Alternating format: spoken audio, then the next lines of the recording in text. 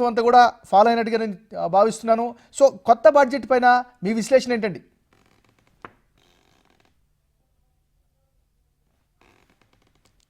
Right, మనం చూస్తూ ఉన్నాం పార్లమెంట్లో బడ్జెట్ సమావేశాలు ప్రారంభమై దానికి సంబంధించినటువంటి లోక్సభలో ఆర్థిక శాఖ మంత్రి నిర్మలా సీతారామన్ 2024-25 కేంద్ర బడ్జెట్ని ప్రవేశపెట్టారు. దీనికి సంబంధించినటువంటి 150 కోట్ల మంది సుమారు ఉన్నటువంటి జనాభా ఆకాంక్షలకు తగినటువంటి బడ్జెట్ అని అందరూ కూడా ఎక్స్పెక్ట్ చేశారు. సో దానికి తగ్గట్టుగా ఇప్పుడున్నటువంటి తాజా పరిస్థితులు, ఇప్పుడున్నటువంటి అంచనాలకు తగ్గట్టుగానే వీటిని ప్రవేశపెట్టినట్టు తెలుస్తుంది. అయితే కేంద్ర ప్రభుత్వం ప్రధానంగా 9 ప్రధానమైనటువంటి అంశాల కేంద్రంగా దీన్ని పెట్టినటువంటి పరిస్థితి కనిపిస్తుంది. మోడీ నాయకత్వంలో ఇది చారిత్రక బడ్జెట్గా కూడా కేంద్ర ప్రభుత్వం అభివర్ణించింది. ముఖ్యంగా పీఎం గరీబ్ కళ్యాణ్ యోజన కింద 80 కోట్ల మందికి ప్రయోజనం కలిగేలాగా ఈ బడ్జెట్ని రూపొందించినట్టుగా కూడా నిర్మలా సీతారామన్ తెలిపినటువంటి పరిస్థితి కనిపిస్తుంది. ముఖ్యంగా యువత, రైతులు, మహిళలు, పేదలే లక్ష్యంగా పథకాలను అమలు చేస్తామంటూ కూడా కేంద్ర ప్రభుత్వం ఈరోజు బడ్జెట్ సమావేశంలో ప్రధానంగా తెలియజేసింది. సో ఒకసారి పద్మనాభరెడ్డి గారి దగ్గరికి వెళ్దాం. పద్మనాభరెడ్డి గారు, మీరు గమనించారు మొత్తం ఈ బడ్జెట్కి సంబంధించి, మీ అంచనాలకు తగ్గట్టుగా ఉందా? మీ విశ్లేషణ ఏంటి? అంటే బడ్జెట్ అనేది దేశం యొక్క డైరెక్షన్, ఆర్థిక ప్రగతి ఏ విధంగా ఉండాలనేది ఒక సంవత్సరానికి నిర్ణయిస్తుంది. ఇప్పుడు ఇక్కడ ఏమవుతుందంటే దేశంలో అన్ఎంప్లాయ్మెంట్ అన్నది పెద్ద సమస్య, అన్నిటికంటే పెద్ద సమస్య అన్ఎంప్లాయ్మెంట్. సో ఈ ఉపాధి కల్పన చేయాలని చెప్పి బడ్జెట్లో క్లియర్గా డైరెక్షన్స్ అయితే ఇవ్వడం జరిగింది. ఆ యొక్క అలాట్మెంట్స్ కూడా ఎంప్లాయ్మెంట్ కోసమని ఇవ్వడము.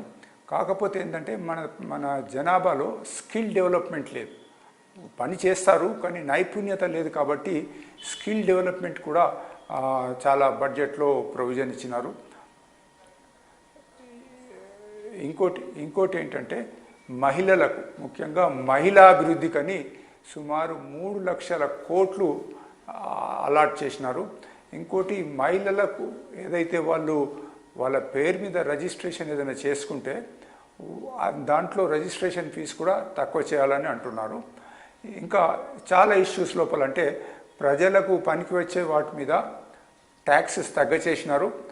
ఈ యొక్క ఏదైతే ప్లాస్టిక్ ఇష్యూస్ ఉన్నాయో ప్లాస్టిక్ మీద పన్ను పెంచినారు.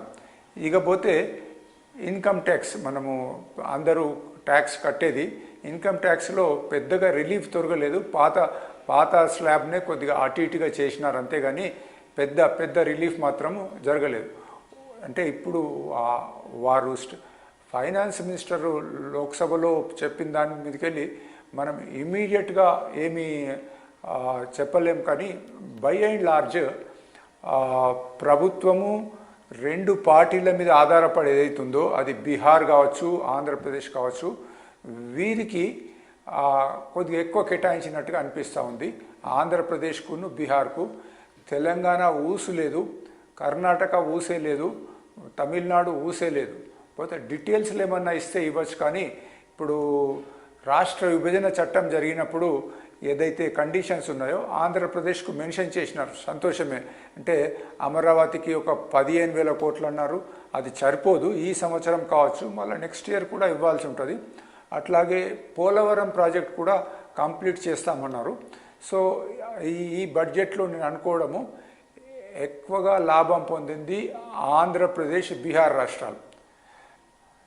మిగతా రాష్ట్రాల్లో పెద్దగా, ముఖ్యంగా సౌత్ లోపల పెద్దగా ప్రాజెక్టులు ఏమీ పద్మనాభరెడ్డి గారు తెలంగాణకి సంబంధించి అనేకమైనటువంటి ఇష్యూస్ ఉన్నాయి, అనేకమైన డిమాండ్స్ ఉన్నాయి, అనేకమైనటువంటి రావాల్సినటువంటి ఉన్నాయని కూడా మనం మాట్లాడుతూ ఉన్నాం. సో తెలంగాణ పైన స్పష్టంగా ప్రకటించకపోవడానికి కారణం ఏమని అనుకోవాలి మరి? అంటే ఇప్పుడు రోడ్స్, తర్వాత ఇన్స్టిట్యూషన్స్ అవి అన్నారు, ఎక్కడెక్కడ పెడుతున్నారో కూడా తెలియదు.